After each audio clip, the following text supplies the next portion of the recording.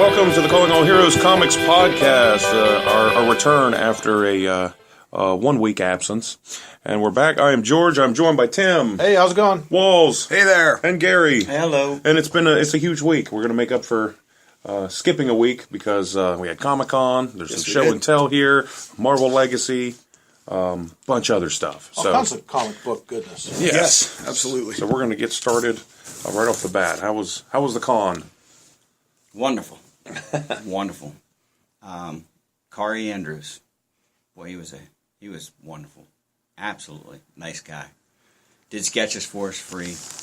How about you, Wolz? Well, that's why I was reaching into my little magic bag. Of course, I showed everybody. I was really impressed with the sketch that he did. Drew a little Wolverine for me on one of the Incredible Hulks, and just like impromptu, right there, boom, Sweet. And it was I just said, hey, can you sort of throw him into the mix on the cover, because there's plenty of bare space behind the characters. It's really cool. It's Hulk 38 from the second series. It has him sitting by Doc Samson with Reed Richards' head behind the counter, and he threw a little Logan-esque Wolverine there behind the counter, and I was the old Norman Rockwell. Yeah. Yeah. And he was super nice. Was the whole thing. He was so personable, and you walked over to me and had already met him and had where the Wild Things were covered with the little monster head there. I'm like, oh, I wonder if he'd do that for me. As soon as I saw it, it was what I thought. I was like, I wonder if he'll do that for me, because that was really cool.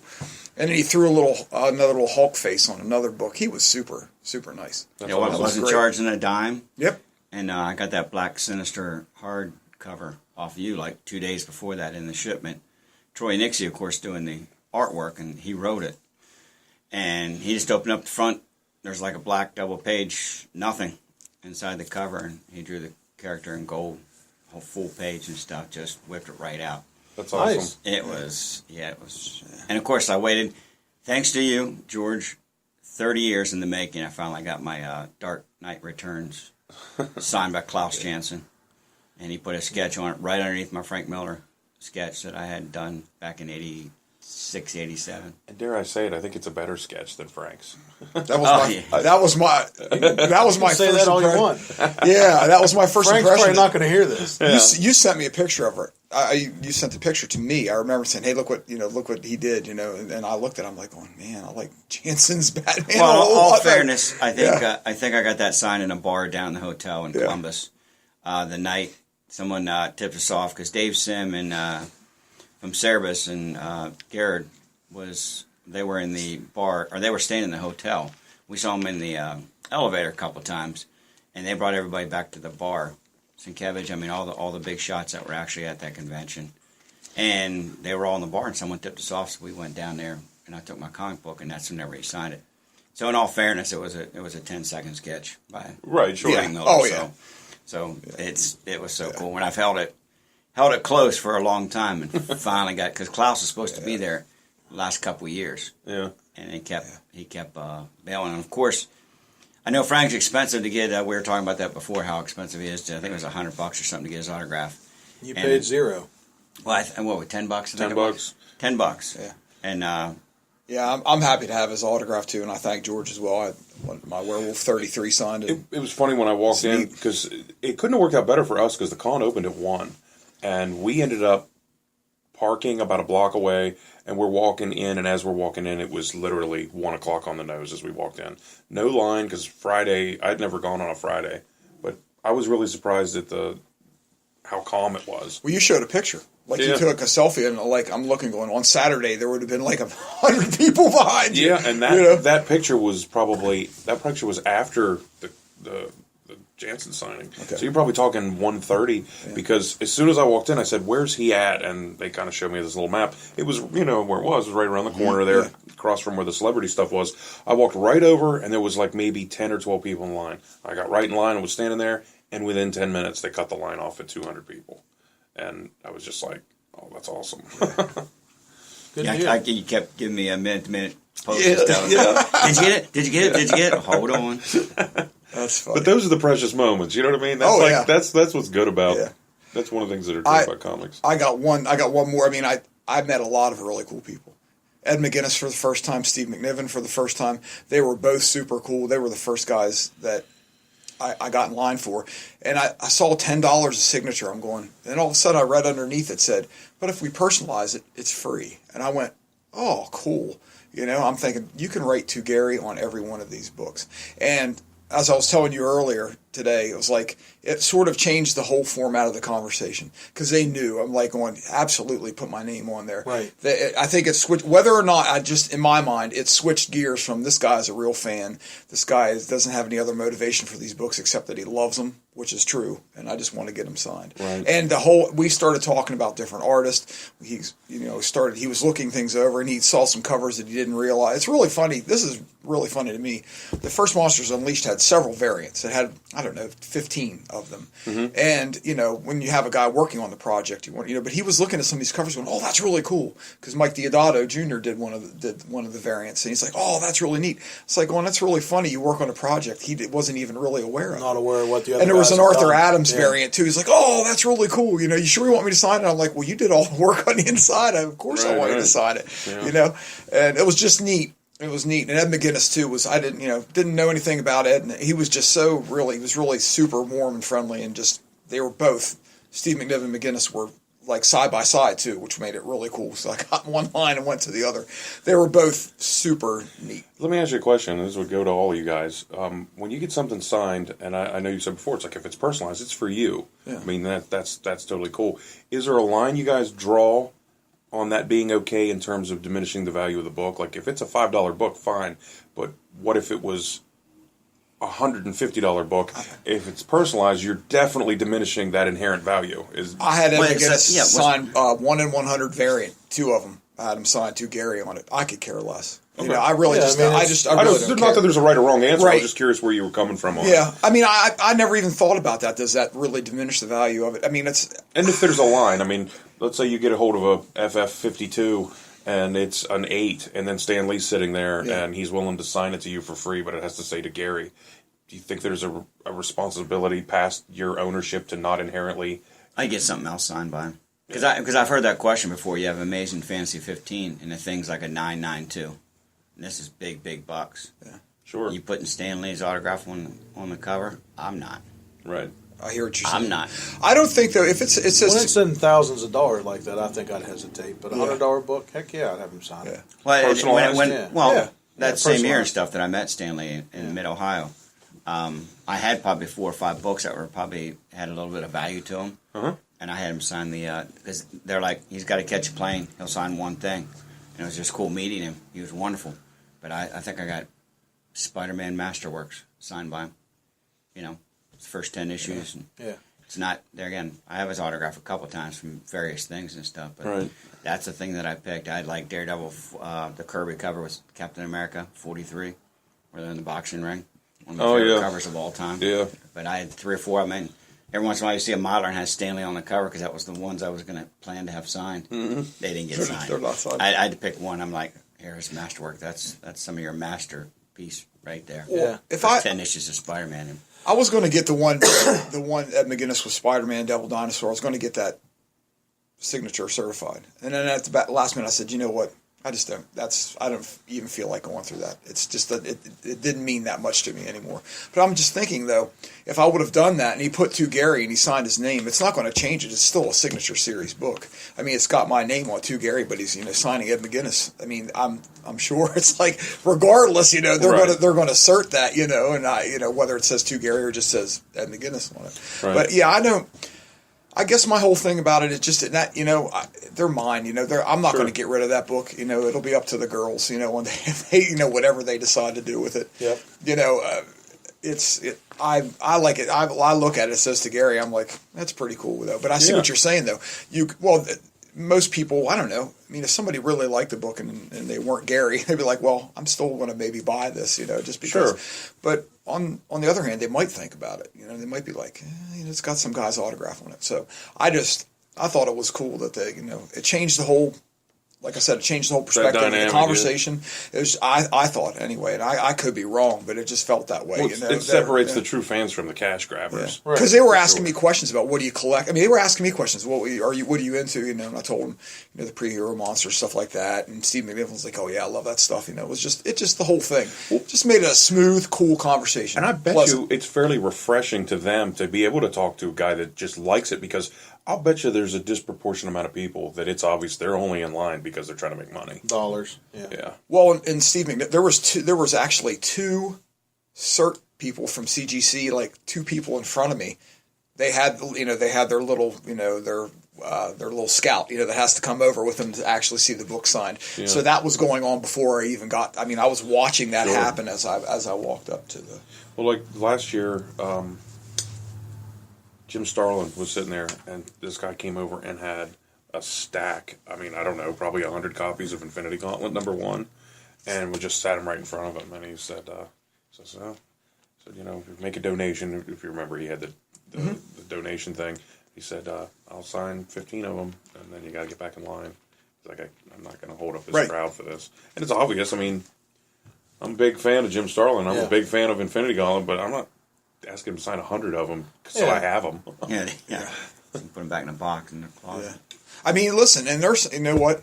I got multiple copies of certain books. There's some people that are, I mean, sure, I mean, but 100 sort of freaky, yeah, but 100, I don't own 100 of any one copy of anything of my favorite thing in the world. It's like I think 3 might be the limit. I mean, that's just because I've bought a book to rescue one. I've seen an old moldy copy of a book that I love. I'm like, oh, that poor thing! I got to take that. I got to take that home, put maybe a little piece of tape on it, and just put it in a nicer bag. See, I don't think I've ever bought 100 copies of something, and I own a comic store. Yeah, exactly. Here's something I heard this in an interview a long time ago with Kirby. Catch and release. I don't know if McNiven is the same way, but Kirby always said, because they always ask him about his favorite inkers, working with people, and he's like, "Look, once I'm done my job, at least my desk, it doesn't make a difference to me."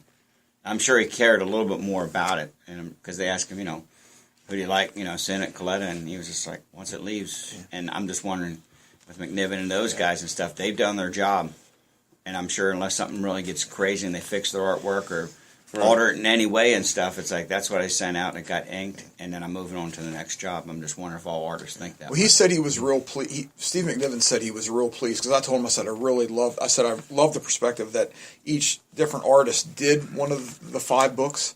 But I told him, I said, I really, yours being the inaugural issue, I said, you did a really nice job. And he said, yeah, I was really pleased with the way it came out. He said, and I enjoyed doing it. He said the thing for him that was difficult was perspective. He said, because all these creatures, he said, it was hard for me. He said, I had to, figure out the perspective because some of these, some of the creatures are larger than others. Mm-hmm. He said, I figured Foom was like one of the largest of them all. He said, he said that was the most interesting thing for him is like making sure he had the perspective right with the, the heroes and the monsters mingling, in the world. But it was, he seemed very pleased by doing it. And he's done a lot of work. I mean, he's known for X-Men and stuff. I mean, he's very well known in the industry now. He's one of, I guess you would call him one of the newer guys. He's been around for a little while, but, Sure. He was both of them. He and Ed McGuinness were, I know I've said it twice now. That was one of the best cons I've been to since we've been going. Just because I had so many cool experiences. Well, I've read interviews with recording artists, rock stars and stuff, where they come in there and the producer, and a couple albums later, they're like, "Yeah, that song didn't turn out quite the way I envisioned it," And I think that's the same way with artists because you got to hand it over to letter or color.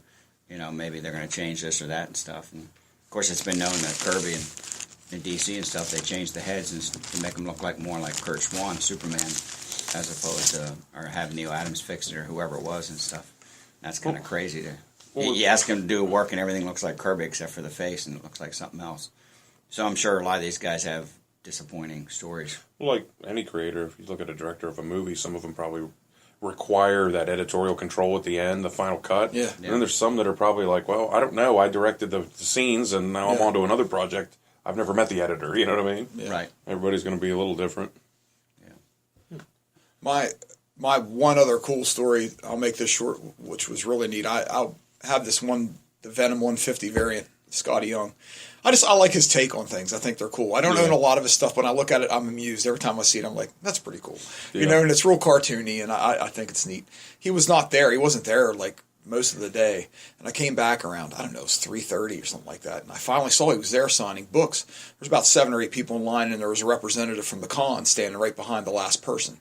So I just waltzed up and said, oh, is this the end of the line for Scotty Young? And she turns around and goes, no, that would be back there. And I turned behind me, and they were just taking people over in groups like they did when I met Greg Capullo. There were like 200 people back there. I'm like, oh, God, you got to be kidding me.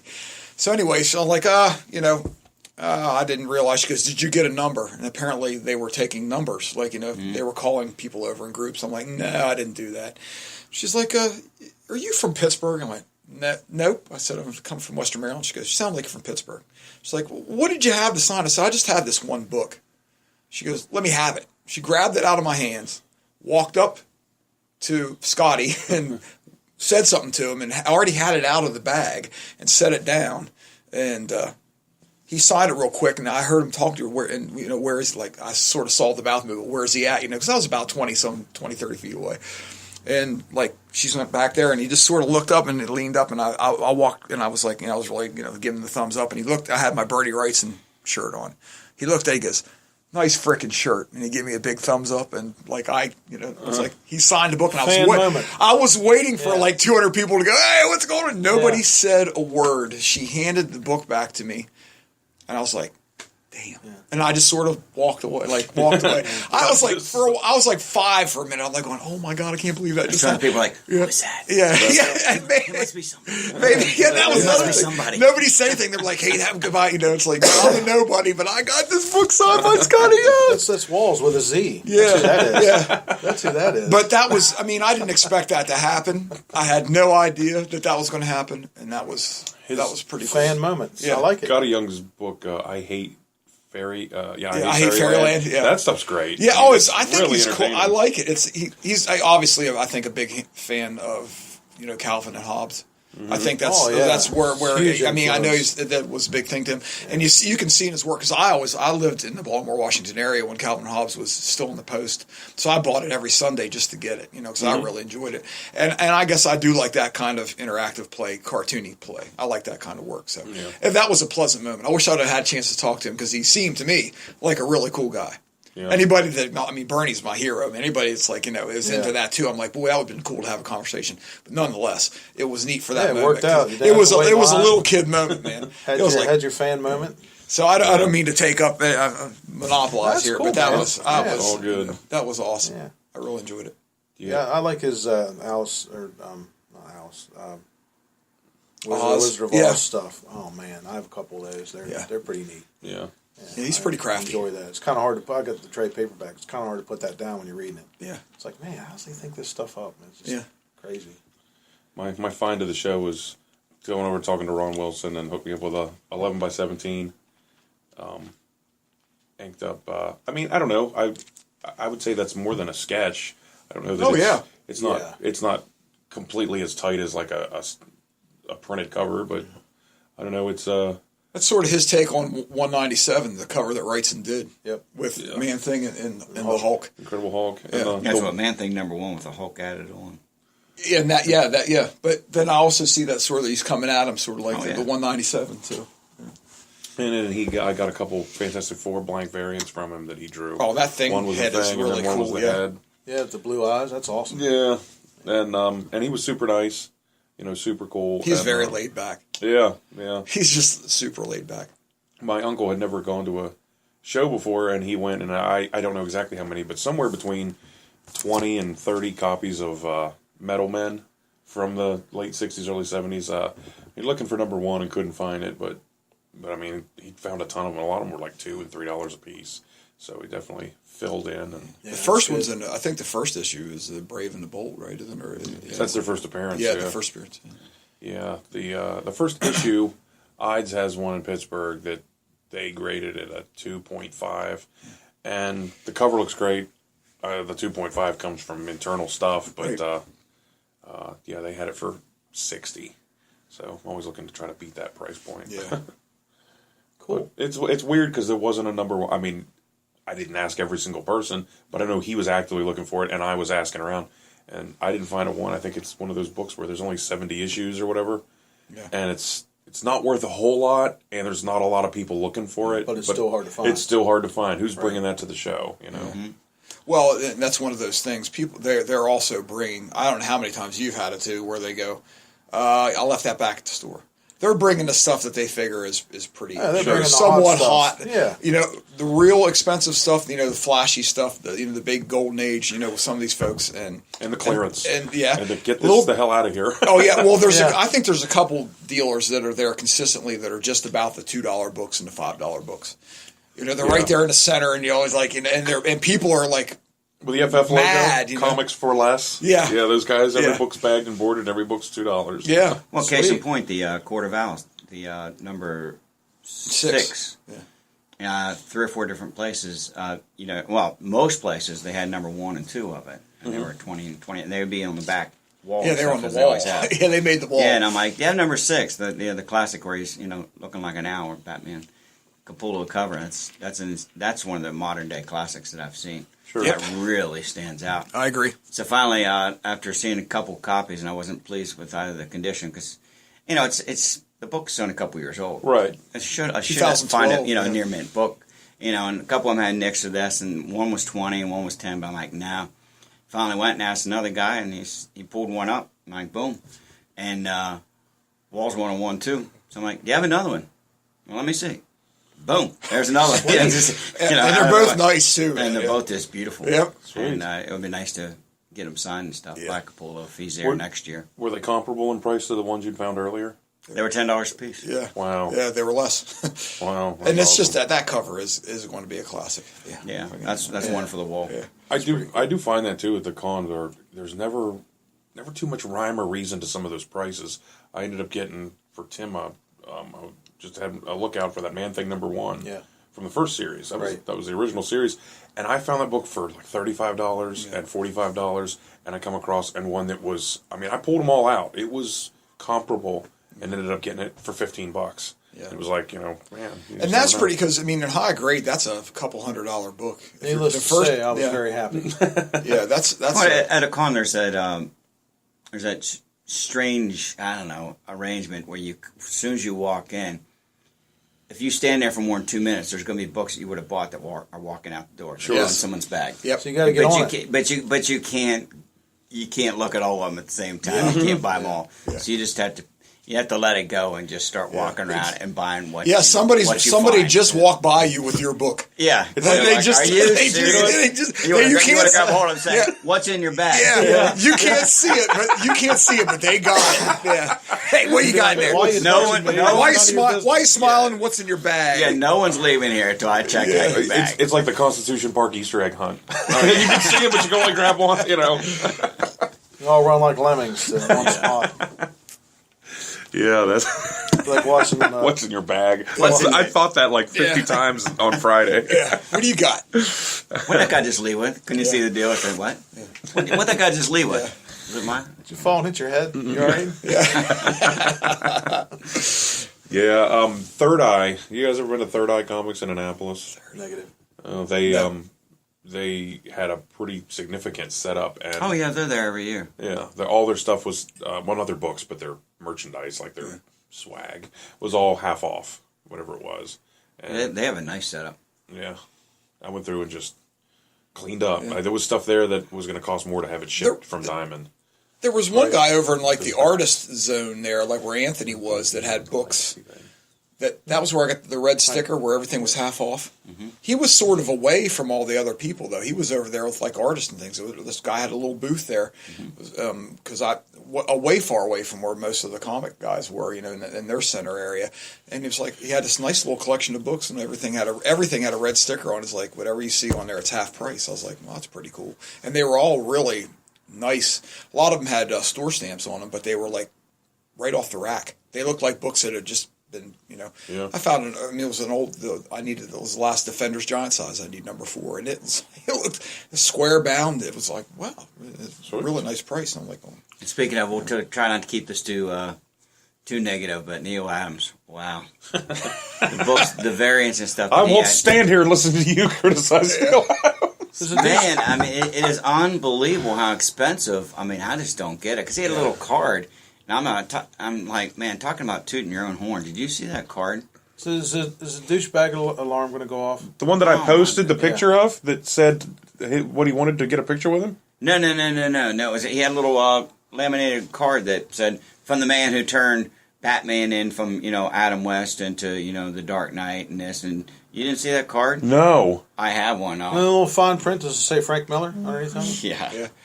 But I couldn't believe it. But then I'm sitting there looking. Paul. Yeah. I didn't even, I got to tell you, this is the truth. We were there from 10 o'clock till 5. I didn't even walk by him. I didn't even know he was there. I didn't walk. I knew he was there. Him. I never saw him interacting with anyone making a purchase or getting a. I didn't walk by his booth. He had these variants, like a variant of like the Mighty Mouse. Yeah, for like $100. Like $100 with. And he would sign it. How about they're flying out of there? I had to look like Pee-wee whenever they told him his bike missing isn't a police emergency.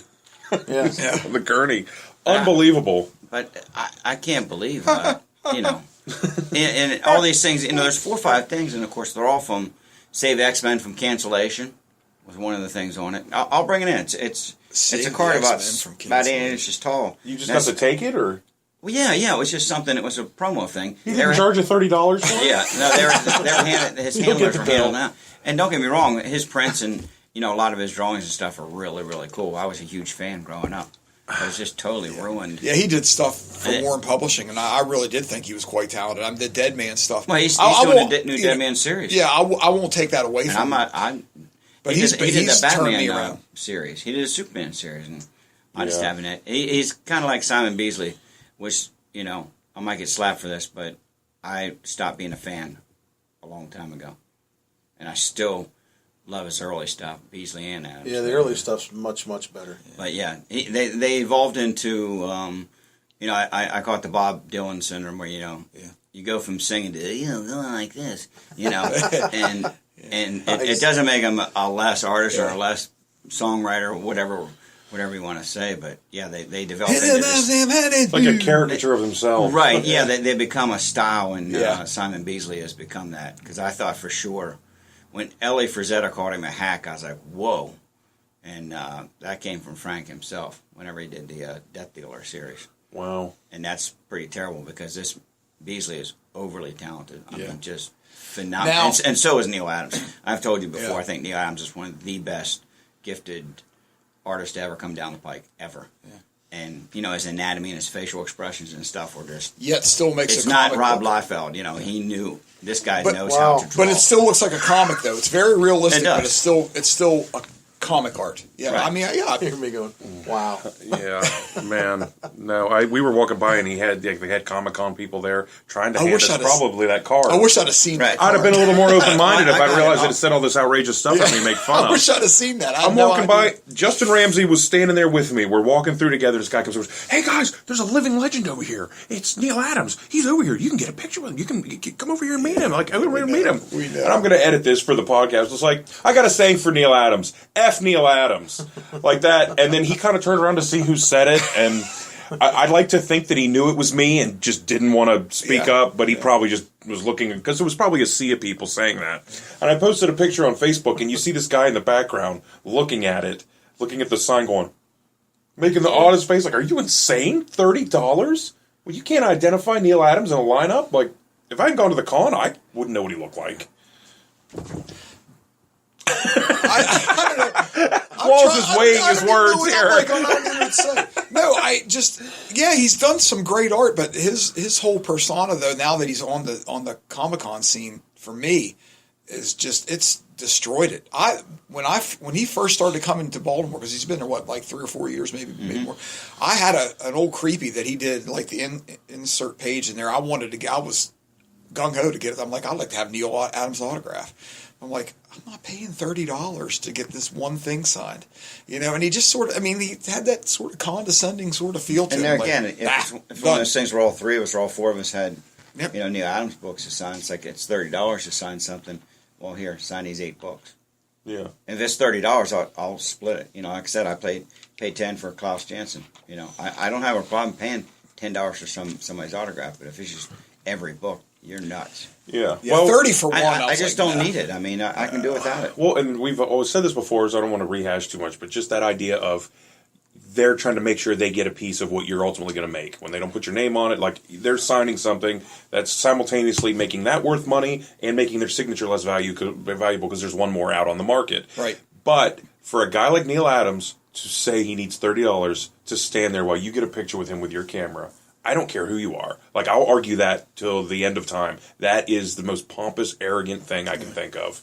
Especially when he's only sitting there because of the people that have backed him for Put him there. 4 decades. Yeah, people have put him there. Well, plus the story Sickening. too, him telling the dad, if your dad wasn't so cheap, he would have bought, that. I mean, how do you say? I mean, to a parent with their child. I mean, I would have I'd have armbarred him right there. You say it when you're an out-of-touch millionaire that doesn't know anything about what it takes to raise a family in current America. Yeah. that's I think what it is. But we'll move on to happier things. Yeah. But Tim, because Tim wasn't at the show. I was not. So we pointed to you, Tim. What did you think about?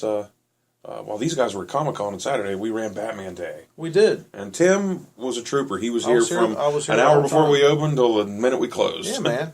That was a good time. There's a lot of people here. Yeah.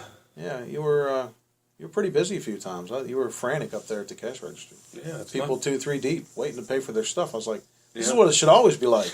Yeah, That's cool. Yeah, it was good times. There was little kids that came in with homemade Batman costumes on, which is our default picture on the page. That was good stuff. Tim had a picture of a young kid out front that had a pack of Spider-Man candy cigarettes. And we got the feeling like he's seen someone smoking cigarettes on the regular. He couldn't have been 3 because you couldn't hardly Yeah. understand what he was saying. He's so cute. He was Had like- cowboy boots on and he slid it out, and when he'd slide the cigarette out, he put it between his pointer and middle finger, and he just be holding like it he like knew this. what he was doing. Spider-Man? Where's Spider-Man? And he's just saying like this, and then he just put it on his mouth and hold it, and then one time I look over and he's going like this. I'm like, does that kid have a lighter? Yeah, I got a candid shot of him like sitting down on the ground in front of my Beetle, and I was like, yeah, this is like Wortham, the seduction of the innocent, sitting outside the comic shop, candy cigarette in his face. It's perfect. I mean, it couldn't have been better. I moved somewhere in the neighborhood of about 300 clearance books out front. We had them for 50 cents a piece. There were some Easter eggs out there too that somebody put in there. I don't know how that happened. Yeah, I don't know. People come in with like $15, $20 books. George is like, "Where'd you get this?" And they're like, "In a box." He's like, "No. Well, that's not happening." There was oh no! I know what you're talking about. This guy comes walking in with a stack of books from outside, and there were books. I told people, I said, "There's books out there that are $8 or $9 in the book." Just gotta look. Yeah, just look for them. Yeah. Like, I need them to go. Yeah. Like, I'm not getting rid of it because it's garbage. I'm getting rid of it because I don't have room. Right. And this one guy came walking in, and he set his stack down, and then picked up a stack I had in here, which was the stuff I just bought from Comic-Con, set it on top of that stack, and walked up to the counter with it. I said, yeah, no. He's like, oh, those weren't part of this? I was like, no. I mean, he wasn't trying to pull anything. He was an honest mistake. Just thought, oh, there you go. This is a deal. I'm going to take advantage of this. I said, nah, you got about $400 worth of comic books there. 25 cents a par of Batman's. But, cover price. Yeah. My sister Jennifer made cupcakes and food, and it was really cool. Like I said, Tim was here and helped us set up and it was get fun. everything squared away. I saw the pics. It looked like a fun time. Yeah. And What does Diamond? How do they support that? well, they send the posters that advertise it. They send little cards and things to do, and then the comic books that are free comic book day, you get them. I get them for between 15 and 20 cents a piece. So if you whatever, I mean, basically look at a very minimal investment. Yeah. You get 100 books for $20, and then counting the shipping, you're paying $30. So and that's how it works on Free Comic Book Day too. It's like a bare minimum price point, and then they online on their site they'll have the store as one that if you go there and say participating stores near me, and they punch in the zip code, the store comes up. Like, that's a $5 service that they charge, $5 a month to be on that list. Part of me thinks, hey, you know what? I'm ordering thousands of dollars of stuff from you guys. Maybe I should be on the list anyway. Yeah, right. But absolutely. It's $5 for Comic Book Locator, and we've taken in thousands of dollars because of that $5 thing. Oh, so it's worth it. You had some nice stuff go out here that day too. I mean that Wrightson miniseries Batman Cult. Yeah. That went out here. I saw that. I'm like, man, that's great. That guy had no idea what that even was. He's like, this looks really cool. And I'm like, you're not going to be disappointed. Yeah. Well, and what we were excited about, too, I think, was how many young kids were coming in that had never been exposed to this stuff. Yeah. It's like, that's awesome. And I'm not criticizing anyone or making a judgment. I'm just saying that I think when you say, hey, this is a family activity in this small town, it's 100% free. Come check it out. It opens the door for people to come in with their kids and say, okay, here's an activity that's not going to cost us anything, and they're a little more open to it. Let's go see what it's all about. Yeah. When I dropped off some stuff here, you weren't here, Alex was here, and I dropped some stuff off, I ran into some folks I know, they come in Oscars all the time, and they have a little girl, and it was really cool. He was buying books for her when I walked in here the other day. Yeah. And I was like, yeah. That's I right. mean, I was like, yeah. Bottom feeding the program. Yeah, it was like, it was cool. I mean, because I don't think, in the age we live in, I mean, people are so visual. Comic books are visual, thankfully. Art was the first thing that appealed to me and what drew me to comic books. But, a lot of people, the reading, sometimes I think reading is somewhat and printed materials are becoming lost cause. A lost, and that really crushes me, but I'm like, well, maybe not. There's still some folks out a there. little avenue, and I'm glad to see that stuff. Well, and for every time you get a 6 or 7 or 8 year old kid in here that gets exposed to this for the first time, you don't love anything the way you love it when you're little. I believe that, and that's the reason why we're all sitting here. Yes. Nobody decided they dug this on the level that we dig it when they were 18. Well, I was 8 years old again. Right. Because Static found that FF. Oh, yeah. Again. Tell that. That was great. History repeated itself. Gary was in there looking at the FFs, Marvel's Greatest. He was looking at the reprints, and he picked it up, and then look of disgust on his face. The Marvel's Greatest Comics was scribbled in with pen. Before you even say anything, can I really say, I don't want to use the word hypocrite, but for a man that used duct tape on his Amazing Spider-Man #1, I'm not sure he has a lot of room to have a disgusted look on his face. There's not much wiggle room there, yeah. It's like the pot calling the kettle black. Just kidding. Yeah. Gary's great. Yeah, anyway, he'll be listening to this. But anyway, he picks it up and he turns around, he gives me, in his Static voice, he goes, look at that. And I'm like, and I was just immediately, I got the old goosebumps. I'm like, let me see that. And he handed it to me, and I opened it up, and there was Timothy Lease in top, written in pen. And down at the bottom was Mom and Dad's phone number, which still works. It's still in existence. Is this book number 2 with that second one? And then there were also, bonus, 3 of the Marvel stickers from the 70s. Like Submariner with like a little catchy saying, like, where's my boat? Stuff like that. And like, there's like 3 of them. And then I did some other art. Yeah, you did. I'd stenciled like some people's faces and stuff. And I showed it to George. George was like, "What again? No way!" And that book, he bought it off the stand, right? Yeah, I bought and that it. book came out in '77, so it's literally 40 years old this year. And because of the nostalgic value, I told him, $300. Yeah. And, I originally bought that. Actually, my parents are having breakfast there right now at Dowden's. Out here at Old Furnace Road. I bought it at Dowden's convenience store. It's changed hands and names many times now, but they didn't have a spinner rack, but they had like the shelving. Yeah. And I can remember getting books there every weekend. We go there on Sundays to get the Sunday paper. Right. And I would, scrounge my quarters and stuff and it was a 30-cent cover? I think it was 30 cents. That would have been a quarter, 30-cent time, yeah. Yeah, and it was just like, I was completely blown away again. So I don't know if that was a K's paperback exchange transaction, because I know Jim Weir, he never gets rid of anything I've sold him countless books. Me too. And he never gets rid of anything. So I'm pretty sure that was a K purchase. I traded a bunch of stuff in to get some credit or whatever, and that was one of them. Yeah. So feel good moment. I was 8 years old again. Yeah. Looking at my own art. Fabian, in quotations. I don't know exactly how he pronounced his last name, but I always say Fabian Nicieza. He's a guy that did the words. Yeah, that's correct. And a guy that created Deadpool. And last year he was there, and I was in line waiting for him. And somebody said, if you could have any power, what would it be? He said, I'd like to have the power to stand in any city and then just raise my hands. And when I do, every comic book that's stashed anywhere that people don't care about just rise out of the ground. And then they all form a big stack right in front of me. He said, he's like, it's fun, but it bothers me how many like unseen treasures there are that nobody knows about or cares about. They're out there. I need them all right here, right now. Like, yeah, that's a pretty cool power. Did you see that thing I shared the other day about the Amazing Fantasy? The old guy that had it. I did. Did you read it? I did read it. Did you catch the end there where he said, well, if that book had been near mint, did you guys see this article by any chance? What was it? An older guy found... It was his when he was young. Yeah, found an amazing fantasy 15. Yeah. And he basically took it to find out what it was worth, and he got $12,000 for it, and they rated it at 4. Was that something right? Like that? Yeah. Like 4 or 4.5. $12,000, and in the article it said, and the person that bought it from him told him, if this had been a near mint book, it would have gone for as much as $18,000.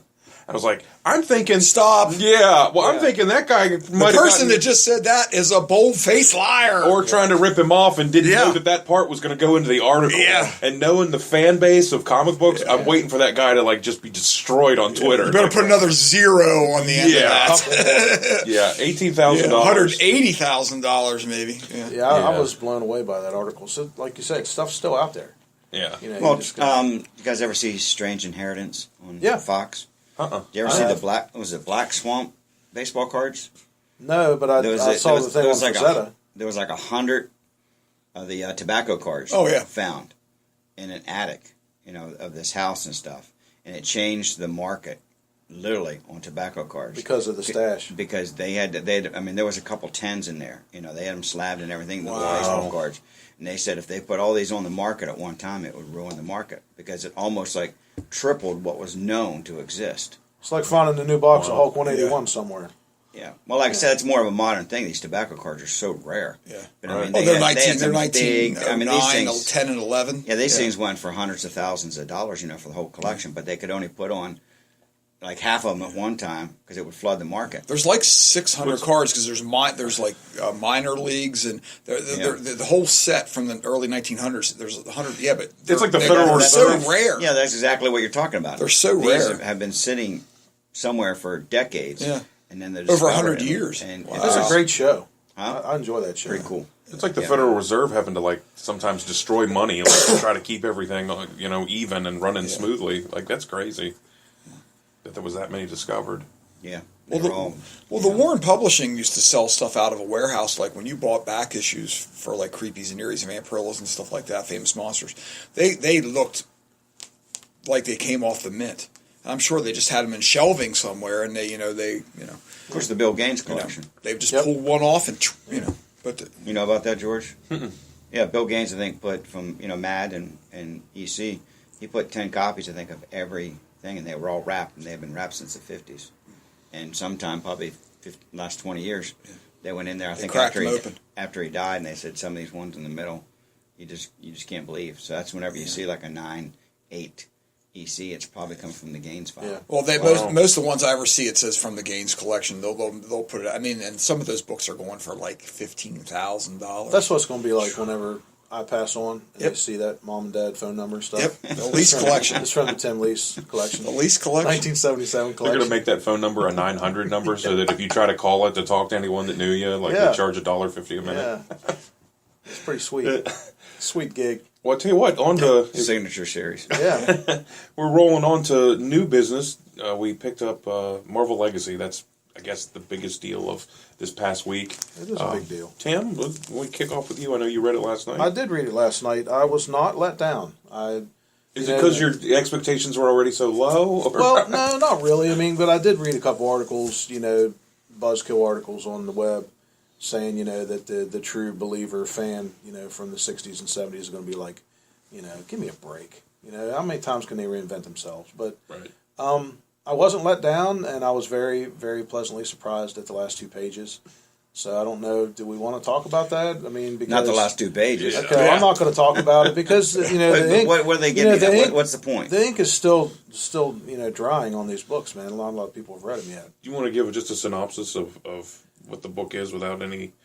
I would say that, like with you, I'm with you. It's the first couple pages is starting out like a million years ago, and there's actually characters from the current deal. I think a big argument has been well, you're taking Thor and you're making Thor, a female. It's like, well, Thor wasn't a female. The same as if you took a female character and made it a male. It's right. Or of a different ethnicity or this or that. There's an argument that that's lazy because you're not just coming up with a new character. Yeah. And the opening of this book takes place a million years BC, and it's characters like the female Thor and different characters, indicating that these characters have existed for millennia, and the ones that we all grew up with were just ours. They were just our incarnation, but that it's been bigger than that all along. Oh, that's what Swamp Thing was. That's what Alan Moore did. Swamp Yeah, Thing. Elementals. He was an elemental. Yeah. I was really curious to get your take because I know I'd say of the four of us, you were. I don't know. I don't want to put words in your mouth, but I would say you were not in favor of this change more so than the rest of us. And what change? The idea of saying, well, this is instead of this being a different character that's a female, that this is Thor now. Thor's a woman now. What they're saying is. It's not like these aren't Johnny-come-lately characters. These are characters that existed before the ones we knew about. Like, they're trying to write it that way. And they said, well, some people will buy it, and some people are not going to like it at all. Let me put it this way. As long as I've been reading comic books, that's never happened. Like I said, Batman was unique as Bruce Wayne because of his parents being killed, in Crime Alley by Joe Chill or whatever his name was. He is Batman because of that incident. Hulk, Bruce Banner, because of the Gamma, and his abusive childhood, and the rage and everything. He was made because of that. Spider-Man, radioactive spider. There's not a whole lot of people that have been bitten by a radioactive spider and become Spider-Man. It hasn't happened. So if you said there's been a ton of Spider-Mans, 150 years ago someone got bit by a radioactive spider and that did not happen. And Thor, like I said, all you gotta do is look at the mythology. There's only one Thor. So these guys are just rewriting history, not only comic book history, but just history in general. Sure. And I don't know how you can do that. Because these heroes are unique. It's not the fact that because of Space Ghost and and Judge Dredd and all the people that I'm looking around here and Darth Vader. These people are unique people because of how they were created. Doesn't mean they're unique because they're superheroes or supervillains with superpowers. It's how these people became. So there is no other Batmans. Does that make sense? There's other parents that have been killed in front of their small kids and stuff. That I get it. There is no other Batmans. Right. That the stars lined up and Spider-Man was born. Yeah. This isn't the fifth generation of Spider-Mans. Right. There could be after Spider-Mans, but he's not going to have the same. They're not, or she, or it, or the dog, or whatever. They're not going to have the spider dog. Yeah, spider dog. Hey, don't put it past him. I think it's probably already happened. But you know what I'm saying? That's why I hold. Yeah, we don't want to go all crypto on you. Crypto, the super dog. I like I say, I'm going to let you guys read it since you picked it up today. But it's the art is really great. McNiven's in there. Yeah, I did a quick glance. Yeah, absolutely. Sam Neill. I like Sam Neill's stuff. It's a little cartoony. Sam Neill did that Black Widow there a while back, and I really enjoyed that stuff. I think Sam Neill's going to be doing the Captain America coming out. So the art is nice. I'm probably not going to be picking up that, but I mean, I am going to be looking into the new Hulk that's coming out. Me too. Returning to Planet Hulk, stuff like that. There again, there's a circumstance where they sent him out on this, in this missile, and he ended up showing up at what became Planet Hulk. Right. It's like that doesn't happen twice. He was sent on a mission to never return. Yeah. He happens to find out here. He becomes the king, has a child and stuff. The queen gets, of course they'll probably rewrite that she didn't die. She'll show up sometime eventually. Or comic books. Well, if they want to bring somebody back, I need to bring back Jarella. I mean, I'm down with that. Yeah, they want to bring that back. That's my favorite Hulk story. Yeah, that is a neat period of time. I enjoyed that. Harlan Olsen. Yeah, man. Yeah. And stuff. Like I said, I've yet to even read because I totally, me, I'm Hulk forever, but I don't know how Amadeus ever showed up. I mean, I knew him as just a human, like the third smartest person on the planet or something. I have no idea how I became the Hulk. I don't. You guys, anybody clue me in out there? I didn't. Anybody listening? I didn't read it. Well, it's a testament to how uninteresting it is that you've been collecting the book for literally 4 decades, and you don't know, mostly because you probably don't care to. You know what I mean? Like, you didn't care enough to find out, right? Because that's how uninteresting the whole idea. Somehow the gamut was harnessed, and but it just so happens that he was subjected to it. I'm not quite sure that he just sort of looks. He just happens to turn green and everything. You're just sort of like, what? Yeah, he's got a slicker haircut. Yeah. I'm cautiously optimistic. I mean, I talked about this for sure. Yeah, the art is cool though. It is, and there's a number of different artists. I don't want to say complaint again, not to make it negative, but when DC did the Rebirth, they had a 96-page DC Rebirth one shot, and it sold out in one day. It was $2.99 for 96 pages, and because of that, stop me if I'm wrong, I'm pretty sure everybody in here got that book or got subsequent books after that.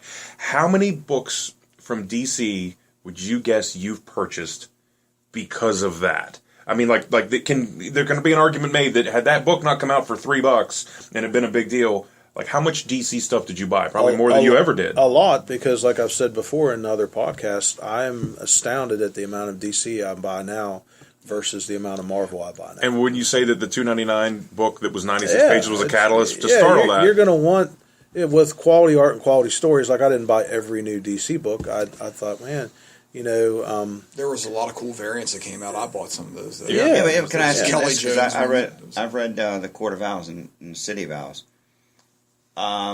Did they need to do a rebirth on? I mean, it seemed like it was the same Bruce Wayne to me. Right. Did I miss something? It was basically... what's the point of the rebirth other than a jumping on point for new people to come in. Getting a bunch of number ones again? Yeah. I mean, that's a serious question I'm asking. It seemed like it was the same Batman to me that I've been reading for the last 4 years. I think it was to make a jumping on point for new people to come on board. My point with it, I guess, is that for $3, who's not going to jump onto a 96-page book that it was a great way to kick things off. Right. Marvel Legacy could have done the same thing. Instead, that book's $5.99 a copy, and they don't have the street credit these days to warrant people walking in and going, I'm going to waste $6, because the last time they had a $5.99 book, it was Civil War II, and I started with 12 people that wanted to reserve that book, and by issue 4, they had all canceled. Yeah. Because it was bad. It's like, my argument would have been have 5 covers, make them $1.99 a piece, and make them, connect or something, and make them all available to everybody. And once again, there's all these crazy variants too, like 1 in 500 and 1 in 500. I've seen some. Insane. I've seen like some astronomical prices being. It's like and every single one of those covers that guys like us would want to get, you have to jump through some hoop to be allowed to buy it. Is this an ongoing series? Legacy? I think there's a 6-issue series to that. Yeah. Really? Yeah, that's their rebirth. That's their kicking everything off. What was the one that was? Because I had no interest in it whatsoever. The Secret Empire. Yeah, I didn't have a single person get it, so I don't know. Yeah, I didn't get it. No, I don't. Nobody asked for it. The art looks so crappy. Back to your DC question. Yes, sir. About the rebirth and all that, following. I only get I think 2 or 3 DC titles now, and that just depends on who's doing the art. But with Gleason doing the Superman. That's a no-brainer because I love Gleason stuff. Patrick Gleason. Did they reboot Superman since you read it? All that? No. Basically, I mean, it's a little different. He has a son and all that stuff. You just have to. It's pretty cool. He has what? He has a son. Who does? Superman. Him and or Gleason. Yeah, Gleason. I don't know if Gleason has a son. Maybe both. Yeah, I don't know if Gleason has a son or not. He may. Yeah. I'm not that close with him. I don't call him Pat. But I mean, Liam Sharp doing Wonder Woman. I mean. That's a no-brainer. I got to get that. I like Liam's stuff. Superman has a son. Yeah. How'd that happen? And the Super Son. Well, see, when a man loves a woman, a whole lot. When a man and often. Yeah. Hey, it only takes just one time. Sorry about that. Didn't mean to get off track. But I just really, when did that happen? With Rebirth. Get it? It's Rebirth. You're basically getting... So you had 2? Man, look at that look. It's like they just cleared the slate and you start over for the most part, and then when you walk into reading Rebirth, as you're reading the issues, you're discovering all these new takes and this is with So you didn't know Batman had a son either? And then they got a comic out called Super Sons. Yeah. Yeah. Well, he had a from Ra's al Ghul's daughter. Yes. Exactly. Yeah. But that's been years. Yeah. Some of the stuff they kept, and some of the stuff they didn't. Was it Son of the Demon? Is that what it's called? Yeah. That hardback. You have it? Years ago. Yes. Do you have the Super Sons there? He's going to break it out. He's Gary, going to you're break happy it out. to know. I don't know if I have Super Sons because it sells out almost every week. Yeah, it's gone. Flies out of here. Get it? See what I did there? I did. And the guy that's who's doing the mother? The guy that's doing Batman, Lois, Is it? and the guy that's doing Batman now, Janin. That's pretty killer stuff. You picked. Yeah, that I up. like those. I like those covers. You They're got cool. that, didn't you? What's that? The couple Batmans with the Riddler, Joker, with Janin, Janin art. Yeah. Yeah, the one that's like a slanted chessboard with all the characters on it. That's Yeah. really cool. Yeah. Yeah. I see Man Bat flying on the cover. I'm like, oh, I'll buy that. Yeah, it's Super pretty- Sons, huh? Super Sons. Hey, that book, and their first appearance goes for some money now. And their first appearance was in the context of I think it was a Batman issue, wasn't it? I think it was. And Interesting. in Rebirth. So I mean, it's definitely got some traction. Best thing about Marvel Legacy is I didn't see anything where I'm like automatically not interested anymore. Like, and there's I'm going to give it away, but last page is promising. I'm pretty happy. I'm cautiously optimistic. There you go. One of the titles coming up, And the which new previews. yeah, well, it's actually in Foom. Boom. Which, The by the return way, of. yeah, the return of Foom, and the Friends of first old Marvel. issue is free. So if you stop by the shop, they sent me 60 copies of this, and so I still have quite a few. Feel free to stop in and get your free copy of Foom #1. Got a lot of foom. Fin Fang Foom, baby. Yeah, one of the things they're also going to attempt to bring back Marvel stamps, which I was like, Yeah. okay. Don't cut them out. Yeah, I've seen all the headshot covers too, and they have a lot of them for like their I always thought they were cool. yeah. There's about 30 or 40 of them. I mean, they're all on eBay now. I was just looking at them. They're pretty Yeah. cool. The book I was initially super excited about, now I'm just sort of excited about. Yeah, me too. Marvel 2-in-1. Let's see. Chip Zdarsky is bringing back a glorious comic book title from the past in Marvel 2-in-1. Like all of us were big fans of Marvel 2-in-1. Yes. But he's doing it with a twist. Instead of teaming up with a different character each month, now the Thing is permanently sharing the limelight with his Fantastic Four buddy, the Human Torch. I still want to read it. Maybe it's because we've had a 3-year drought of no Fantastic Four comic. Or the art too. Yeah. I saw the preview art. It looks pretty darn good. Yeah. I'm kind of hoping they release it in black and white, too, because the black and white art, I don't know. I thought it looked really cool.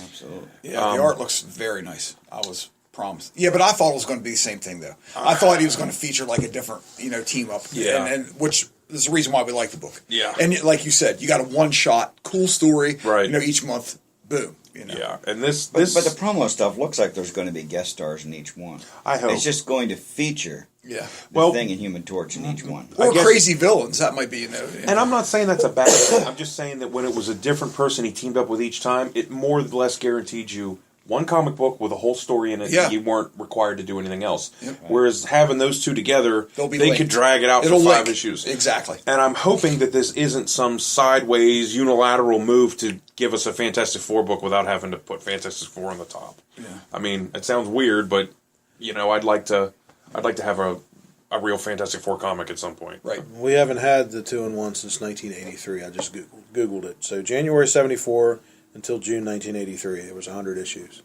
So about freaking time, And Ron Wilson. right? And Ron Wilson. Yeah. Now, how cool would it be if they get him to do a variant? I'll do How whatever. cool would it be? Because I'm going to get it. If I'd have seen this book before I talked to him, that'd have been the first thing I asked him. Yeah. He's actually going to be at a Comic-Con. A guy came in yesterday that makes his living buying and selling comics, and he said that there's a show in Frederick. It's in November, and I forget what he said it was called. I want to say Hero Con. But anyway, it's only in Frederick, and he said Ron Wilson's going to be there. I'm going to Frederick Sunday to see my eldest, Olivia, with my daughter, or with Donna, my eldest daughter. And I'll try to get the scoop, because there's a nice shop. There's a long-standing shop in Frederick, Brainstorm Comics. Cool. That I'll see if they give me a little information. No, they should know. Yeah. As I wasn't aware of it, so I'll see if I can get a little scoopage. I think the guys that took over that shop are doing a pretty good job. Well, they were long time. Right. They were Dan's long time, Yeah. like I was when I lived there, long time loyal customers. So, yeah. That's cool. Yeah. And it's a nice. There was an article about that on the Diamond website about that shop. Really? Brainstorm, getting handed over to longtime fans of the store and longtime customers. Dan Webb would enjoy what we're doing right here right now. Yeah. Dan Webb is super cool, super talented musician, super out there guy, but one of the coolest guys I ever met. Yeah, he's great. And he just, it was, moving to Frederick and then having that shop there, because there were shops around, when I was living in the Baltimore, Washington area, but having that shop there, just a place, and he welcomed people to hang out and stuff. I mean, that was, and became a good friend of mine. The first time I met him was when he was in the basement shop. Absolutely, that's the first time I met him, and I remember me and my buddy Les, when Les lived down in Martinsburg, and he's telling me about it. He's like, "You got to go, man. You got to meet this guy." He said he holds my books for me and stuff. And I'm like, we were just married, and Logan's very first trip out of our area when we went down there. She was probably, it was on our birthday, so it was March. She was 3 months old, and we went down there and we stayed all day and let the girls at home, and me and Les went down to the shop in Frederick, and I had 2 long boxes of Amazing, and I hefted those things like 3 blocks. He said we had to park like so far away, and I took him down in there, and he's like, "Yeah, I really can't give you what you're looking for." I'm like, super nice guy. He didn't even he didn't want to cherry pick him either. I mean, there was some nice stuff in there, but unfortunately they're gone now. I think I have like 3 or 4 of those that original run I had, but he was super cool to meet, and I went to the other store like when he was in that little plaza thing a couple times. Yeah, that was a little more commercial. Now he's down. The store now is down the street from the old location. Yep, it's in a really nice brownstone. It's a couple doors down from the Civil War hospital museum thing. Have you ever been in there? It's cool. Oh man, it's neat. Yeah. He had a couple little ghost stories he told me too whenever I was down there last time before these new guys took over. That was neat. Yeah. He's a good friend, and he's you did some work for him. You did that business card for him. Did I? Yeah. I have it at the house somewhere. It's a little yellow card, Brainstorm Comics, a little head. Yeah. You don't remember that? Oh, that's Stephen Blickenstaff that did his cards. I'm pretty sure Kramer did it. I'm pretty sure you did the card. Card. I'll have to find it. I have it at home. Because Blickenstaff did his a lot of his promo stuff, like Feed Your Head with the brain, with the guy eating the brains with the fork. Mm-hmm. Yeah, 99% sure. Same guy that did the Cramps album cover. I know. Bad Music for Bad People. He's at the convention. Yeah. I think that's what going there. It's like a 2-day adventure to really see everything. Because I didn't even go back in the artist alley at all. I was pretty busy. I made a couple. Signing took 5 hours of my day probably.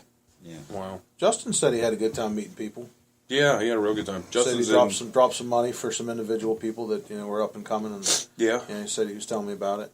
Something I didn't even know existed, but like the Magic card games. And there's a lot of gaming stuff there too. Yeah. There's a lot of people. The way we're like small press comics, there's a lot of people there that are like designing their own games and getting them printed up and packaged. And he got one. It was a serial killer game where you are basically playing the serial killer in a card game.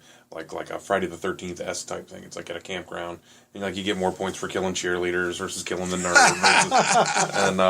And he met the guy that made up the game. I guess drew all the art for it and put this whole thing together and got like a boxed card game for, I think it was around $20. And it's cool. It's like something that if you're into it and catches on. Neat. And of course, if you're lucky, you're going to find that up and coming artist.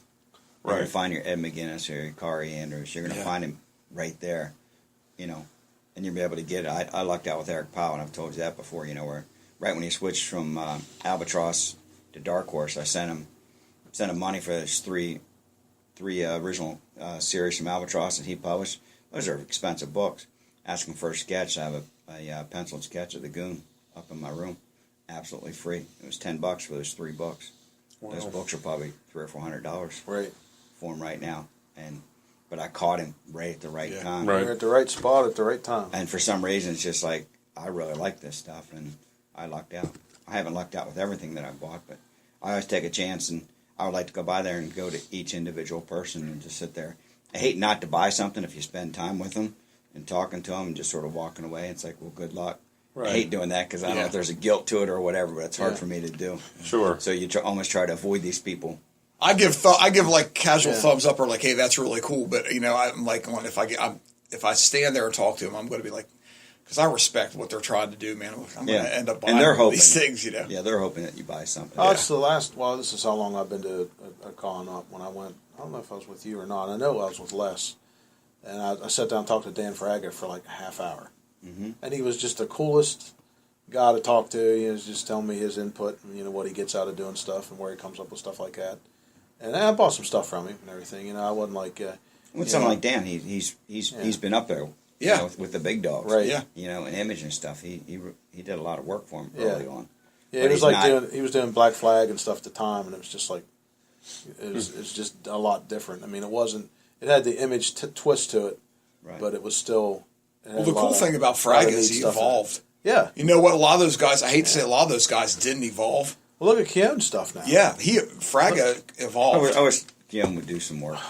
Yeah. Really wish he would do some. He did some of those Darkness where he's just penciling it and they colored it. That's a lot. I think Terry Moore and stuff. I don't know if you follow him. Oh yeah. But I mean, it's in the new previews and stuff. The big full page with the ape, the girl and the ape, whatever. But it's all just penciled and it's colored. It's pretty cool. That was and that's what Dale Keown does. He pencils everything real precise and then they just color that. That gives it a different look. On a show, on a convention show where I got to talk to Ron Wilson and I got that big picture. That was the second coolest thing.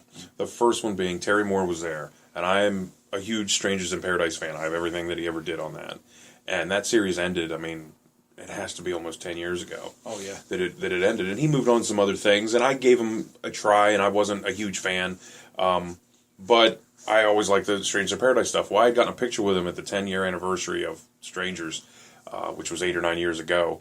And it was at the Pittsburgh show, and I had this picture. It was actually hanging in here, him and I together. I went over to him, and I saw him at the show. I said, "Hey, would you mind signing this?" He goes, "Oh, I see your thing, Elite Wrestling. You do that independent wrestling stuff." And I said, "Yeah." He said, "My son lives up in New York, and he is just an avid independent wrestling fan. Like, he just loves it. He doesn't watch the TV stuff. He only does that. Where do you run?" And I said, "On the Maryland-West Virginia line, Western Maryland." And he said, "Let me get your phone number, because if we're coming through there, maybe I'll give you a call and we can come." Cool. I'm like, "Are you kidding me?" Like, Terry Moore is saying that him and his son are gonna come to one of our wrestling shows. Another fan. It was just so freaking cool. And then he wrote on there, he said, "Time for some action. Terry Moore, thanks a lot, George, and Calling All Heroes Comics." And sweet. yeah, it was super, super cool. Send him a signed picture of you. That was my plan. I thought I just sit there like, "Oh, I'm gonna put something together for him." The first time I met him, I had only had the first trade paperback of Strangers in Paradise. I met him, I think, I'm going to say 99 or 2000, and that was the only one that I had, and I went up and I asked him to sign it, and I said, it's hard to track down your other stuff, and he had his wife watch his thing, and he and I walked around the Monroeville Comicon, and he found from dealers every other one, like there was 7 at that point, and he found the other 7 trades, and said, he was like, "I'm Terry Moore, what do you really need for this?" And like, he got them for me. Some of them he got like 70% off, and I didn't pay more than half the cover on any of them. And he got them all, and then I took them back. He signed them all, opened the page, and drew a picture, like a quick sketch of Francine in each one. Like, it wasn't much, but yeah, I have the whole line, and they're all signed with a little drawing that he did. Yeah, that's cool, man. That stuff is cool. Like Kari doing those little things for us. That was like impromptu. He's definitely I love his artwork, but meeting him, that just adds another. I'll be following whatever Kari Andrews does. I'm going to be paying attention to it. That's cool. Yeah, that's really cool. Yeah, because we asked him about it, because if you've seen all his covers. Yeah, some of them look like cereal. Some of them are really serious looking, Stranko looking, and of course you got Where the Wild Things Are. And like I said, I told him when he did that one Spider-Man series, I was wondering what your art was going to look like, because I have no idea. He said, "Oh, it's good." He said it's fun just to play around. Yeah. And I asked him about Where the Wild Things Are. I said, "How do you get past trademarks? Is any of this stuff, He said, "Well, you can't trademark a style," but he said whenever we did Bruce Banner being followed by the Hulks and stuff in the Wild Thing, style. He said we could not put Bruce Banner in the Max, in the costume. I guess it was like a goat costume or whatever whatever it is on the cover. He said, but as long as I just put him, looking like Bruce Banner, of course he's sort of marching, the same thing. he said, and they were like, okay, that's cool. He said this was this was the real thing. I didn't realize it though when on the one that looks like Norman Rockwell, the number 38 of the bald Hulk though. He said that was a big to do. Remember he said that was him being actually shaven bald. He said that was a little hard sell, I guess, with them. I didn't realize it. Looking at it. Huh. It just looks like Hulk to me. I'm like, yeah, he is bald. It's like, but he said, yeah, that was a hard sell at Marvel. Like, no hair on the Hulk. Not to change topics, but just going back real quick to the Batman Day, I wanted to mention that on Monday of this week, we did the drawing for the prizes we had for Batman Day. Yeah, tell us about that. I was hoping maybe one of you guys could help me solve this mystery. I'm on Facebook Live, and there's quite a few people watching because there was a ton of people here, and I'm drawing the tickets and reading the winners. And then I pull one out, and it doesn't have a phone number, and it doesn't have an address or an email. All it has is the name. The name was Turd Ferguson. So I'm like, Turd Ferguson. And the handwriting looked, I don't want to cast it, I don't want to assign blame or make an accusation, but the handwriting almost looked like the guy that was putting stickers and drawing in that 1977 Incredible Hulk. It's as if his handwriting had matured over 40 years. So in front of everybody, I'm like, no, Turd Ferguson. And so I wasn't sure. Tim? You're welcome. I knew as soon as you said it. Tim messages me, hey, what did I win? I went, you didn't win a damn thing. Because you put your phone number on there. Thanks for telling me you put that in there. You put it in a 40-year-old comic book, but you couldn't put it on the ticket. It was an Easter egg. I left that for you. You're welcome. Well, there was about 70 tickets. The video is priceless because the look on your face is like utter disgust. Utter disgust. Turd Ferguson. Really? Taken aback. Really? Turd Ferguson. Well, the thing was, I had to turn it around because I wasn't going to be like, oh, I'm not going to, no. Like I'm cherry picking who wins. But thanks for that, Tim. I appreciate We were all winners that day. Right? That's funny. Town of Cumberland, Wally Ford. Those are the winners. Yeah, right there. Coming up on October the 28th, the last Saturday in October, it is Halloween Comic Fest. It's basically Halloween-themed free comic book day. I saw a Hellboy one. I'm pretty excited. Yeah. There are a total of 12 free comic books, full-size, comics. It's being sponsored by Stranger Things Season 2, which is going to be released on Netflix. I think that comes out actually on Halloween Day. Yeah.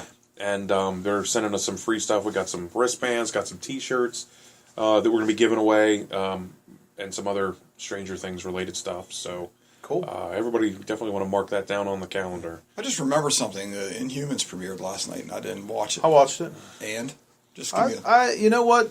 They panned it on the web, saying how horrible it was, and they might not even pick it up and keep doing it after the pilot. It was okay. I mean, it wasn't super over the top Marvel production like a movie, right? But for TV, it wasn't bad. I'm going to check it out. Yeah. I'm going to. It's worthy. I didn't fall asleep, and I was super tired. Okay, that's cool because I'm a huge Inhumans fan, so I'm going. George has seen me fade pretty bad when we're watching stuff. He's like, "Tim, you fade over?" I'm going to check it out. Yeah, yeah, and it's going to be on again next Friday, so it's got to be. I work Friday. That's I work Friday night, so that's I liked it. I mean, It was a little predictable here and there, but I mean, come on, it's Marvel TV. Yeah, I'll tell you what. The characters look anything like they're supposed to. They look like cosplayers to me. They do look like cosplayers. Yeah, that was what. They just it's bad. They just. I'm not saying. That's. I saw it 4 days ago. A buddy of mine had a pirated copy. That's the part that I was a little taken back. They could have done a little bit better with that. I couldn't get on board at all. It wasn't bad. I mean, it wasn't horrible. And my dad would always say, "Show me two guys that agree on everything, and I'll show you where one guy's doing all the thinking." There you go. I have to part ways with you. That's all right. Yeah, I would disagree. I saw the footage of Lockjaw look pretty cool, though. I want to see it. I love Inhumans. I mean, if it's bad, it's bad. I didn't have anything. I wanted to love it because I love the Inhumans, and I couldn't.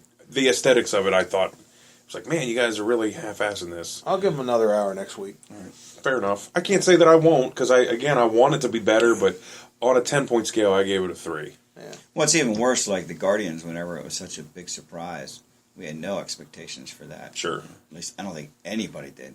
With the Inhumans, we like these characters a million times more. Yeah, you would be severely disappointed, I'm sure. Well, then, I'm going to go to my old adage. I didn't see it. Yeah. And I don't think I'm going to see it. I mean, honestly, you're talking about the one of the greatest parts of Marvel Comics. Yeah. Is that period on the Fantastic Four. Oh, yeah. With Kirby, Senate, and who they introduced at that time. The Inhumans, Galactus, Silver Surfer, and the art that Kirby was doing, that those two guys were doing at the time, was the cream of the crop, and I'll argue that with anybody. I'd say you are to this Inhuman show what I am to the Fantastic Four movies. It's just better to... People say, "Oh, you don't like it, then don't watch it." I didn't. I still, you know what? I still didn't hate to. I didn't see all the FF. I think I didn't hate the reboot either. My wife actually thought it was sort of interesting the way they changed the story around a little bit. I haven't seen it yet, but I'm not opposed to watching it just because I was for a while. But you know what? I came away actually going, there were some cool takes in that movie. Yeah, it wasn't. Well, for me, I guess with you guys, it's sort of, as we're already talking about the Inhumans, because it was trash. It seems like an hour that I just don't want to waste. You know, I'm not going out of my way to see something that, you know, you thought was really bad and you thought was passable. That's a good term, passable. On the other hand, on the other side, I ain't got time for passable. On the other side, it started a little slow, but the Defender series, pretty darn cool. You know, when it got to the end, I was like, man, I wish that had been just a couple more episodes. Like, because you watched? Didn't you think it was pretty cool? I really enjoyed it. Yeah. The opening, like you said, I was kind of like, it was like I didn't get all the way through Iron Fist because Iron Fist was they didn't get the gears moving but then when it started to churn, it got cool. Sigourney Weaver, that was phenomenal. I thought her character, was really cool, and some cool surprises there. Yeah. Speaking of being really out of touch with TV lately, when's The Walking Dead on? That comes back October 22nd. Yeah, the 22nd of October. Yeah. Okay. Yeah. I don't hear much people. Well, remember now. Your lovely wife said it's not must-see TV anymore. No, it's not. For her, she didn't watch last season at all. She's like, yeah, this isn't must-see TV anymore. It's just... I like that take. Did you see the trailer for I trust my wife's take on things. Did you watch the trailer for this year? I did. And? I saw the trailer and was excited for last year, and I was just like, when I watch it...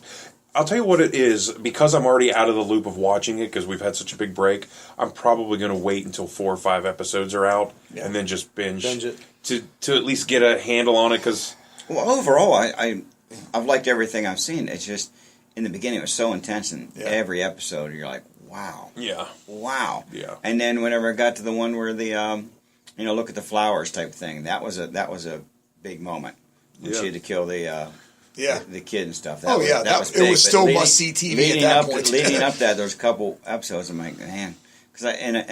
My biggest criticism is the subplots. They spend so much time in a whole episode on showing Morgan, how he became Morgan. And I find that all interesting, but you can't edit this and put other things in that episode. Yeah, I did like that episode. Like I said, Rick's the main character, and he disappears for 3 or 4 episodes sometimes. And what's her name went to the tribe that was down by the ocean there or whatever. Yeah.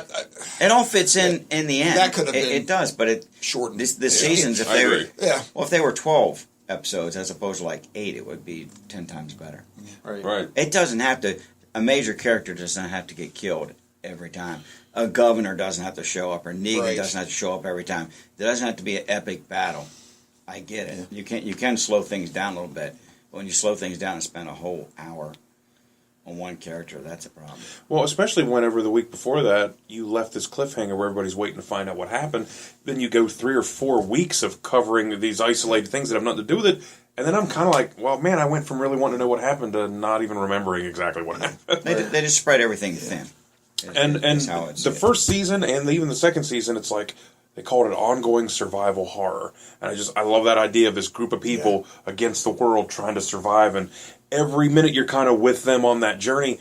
And then all of a sudden they start doing that. The zombies now are like going to fill up your car with gas. It's like, you're looking over and you're going, there's another zombie there. You know what I mean? I remember how that was like such a I got this. Don't lay that card down because I know what you do. You cheat. I'm going to go kill the zombie that's coming up.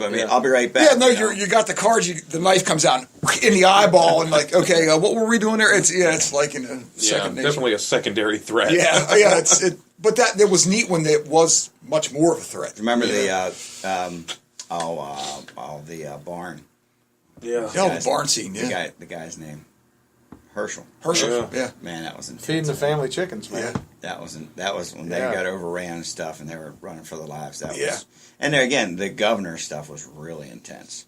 See, that was probably my least favorite season was 3. I felt it like kind of meandered. The very idea that Rick and the governor have that meeting, it felt kind of anticlimactic. Like nothing really happened here, and they had so many opportunities to kind of bring it to a close, and it just felt like they kept dragging it on and on. All leading up to that, though, was sort of interesting. Yeah, in the prison, you thought they had like a sanctuary, and it's like, but there's something wrong with the pigs and this and that. You know, there's poison in the water or whatever and stuff, and you could feel the tension and stuff. And like I said, last 2 seasons, there's been moments where you're just sort of you're playing a Tim, you're falling asleep. You know. Now on the other hand, Fear of the Walking Dead. I know you don't watch it. I watched it for 2 seasons. The first season. I know you don't watch it. I've watched half of an episode. The reason I still watch it, okay, is because it's not the beginning when Rick's waking up. It's not that, but it's somewhere else. Someone else is going through this, and all the zombies are still put together. Man, they're not like completely falling apart like they are now. Right. I mean, they're still. They don't look like you and I, but maybe me when I'm trying to stay awake. But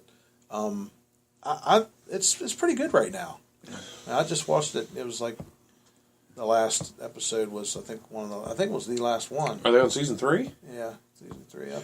It's coming up to I think this week or next week might be the last. I think there's only like 2 or 3 left of this season. I thought the first season was interesting enough, and then that whole second season was like, you guys are on like this $500,000 boat, and you're still finding a way to screw this up. Like, I didn't identify with the characters anymore. I was kind of wanting them all to die, and I gave up probably 3/4 of the way through that season. Yeah, I'm still hanging on to it. I'm still watching it. I want to see how they connect. I want to see them connect with Rick's group. I want to see that somehow happen. I don't know if that's ever going to happen.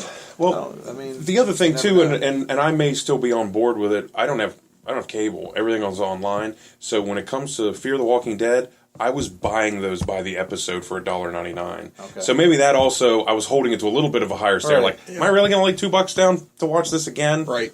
No, I'm not. Yeah. So maybe that, I might have given it a little more time otherwise. But, yeah, and then the fall season rolling in, I'm kind of waiting to see if they bring out anything else. Yeah. Any questions? It's supposed to be action-packed. Any questions this week? This season. We didn't. I had a few people in the shop here just asking shop-related questions, but as far as for the podcast, I had a number of people that came in on Batman Day, as well as just through the week saying, "Man, we missed the podcast last week. Where is it at?" I was like, "Well, we couldn't do one. We had Comicon and all that stuff." Comicon and the so we shared all this wonderful stuff. The reason why we weren't doing a podcast. So yeah, really, really good stuff. If anybody has questions, obviously reach out. It's facebook.com/callingallheroescomics or twitter.com/callallheroes. You can also always get a hold of us on, I think we're on Facebook, George Davis, Gary Kramer, Timothy Lease, and Gary Wolz. Yep. So if you guys have any questions there, feel free to throw it out. Absolutely. Another thing, when I do a wrestling podcast, those guys are always trying to get their name out there, and I'll get requests from people saying, "Hey, maybe I could be on the podcast," because they're trying to advertise themselves.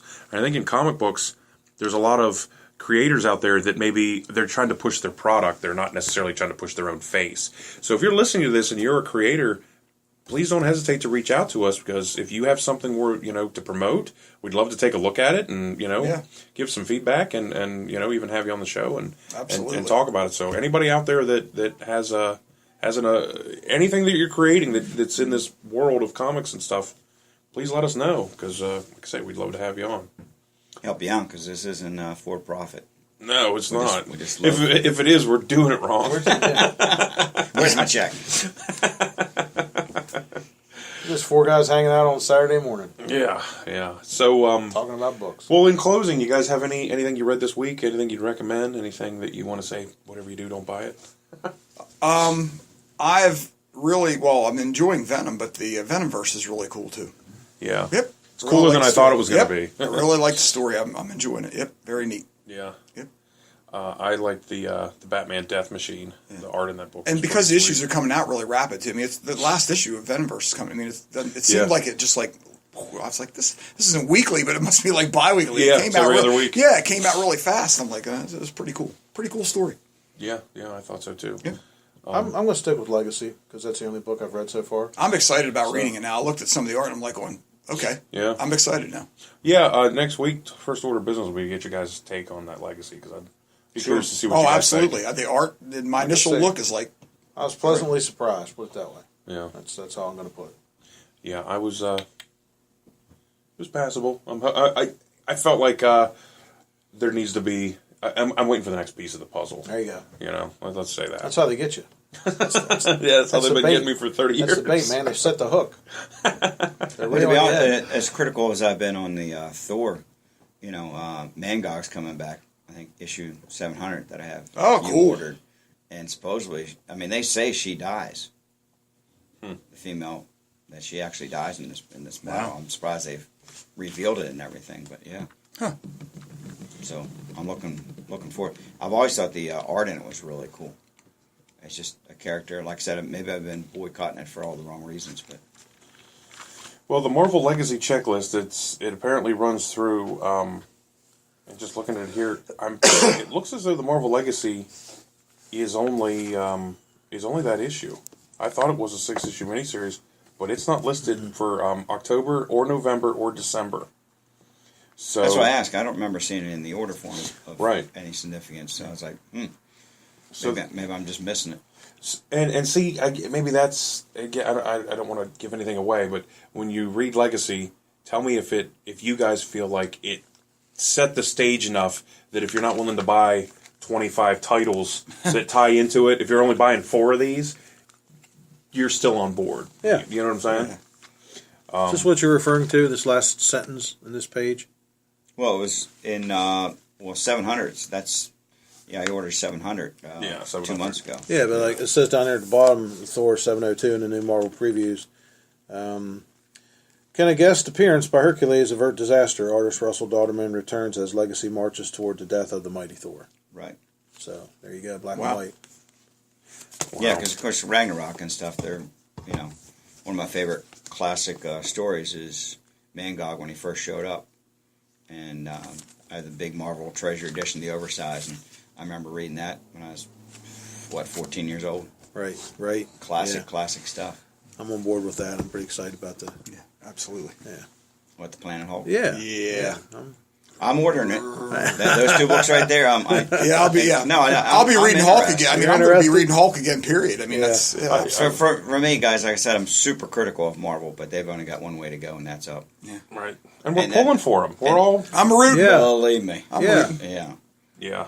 Because they have done some pretty cool stuff. October 18th. That's when the Monsters Unleashed part of their thing comes out with the FF cover. I'm very happy to see that. In 3 weeks, there's a 6-issue miniseries coming out that I'm pretty stoked to read. It's Deadpool versus Old Man Logan. Oh, cool. And I think that'll be pretty neat. Among the books that I don't know they needed to make ever again, Darkhawk is coming back. Yeah, what is up with that? I don't know, man. I know. When I was reading through that list, I'm going, It's like a cult classic. I don't know. You see that pop up on Facebook on those comic book sites. Yeah. Hey, you're looking at Spider-Man 39. Look at what I got. Darkhawk #1 over here. Darkhawk #1. Mike Mann holding up a copy and while sitting on 500 of them. Here it is. Yeah, Mike Manley art. I mean, where's he at? Sorry, Mike. Sorry, I didn't go. All right, guys. Well, it's been a great podcast this morning. Yes. And it's good to be here. Yeah, it's good to be back. All of us. Yeah, absolutely. Yep. All right. Well, we will all be here next week. Next week, you guys will fill us in on what you thought of Legacy. I'll be on the phone. I'll be on the mobile unit. Okay. Well, we'll make sure that you're online. We're talking about this because once those guys read the book, we can be a little more open about it. Yeah, I'll take my break and call you guys and. By next week, if you guys haven't read Legacy, then the spoilers are coming. Yeah, you're fired. Not these guys, the people listening, the guys and girls listening. You're all fired. I can't fire these guys. Yeah, they don't get paid. Well, you could. Don't show up. All right. See your face around here ever again. Yeah. On that note. All right. Thanks again, everybody, for listening. We'll be back next week, and we will talk to you then. Until next week, I'm George. Tim. Wolz. And take it easy, guys. We'll see you.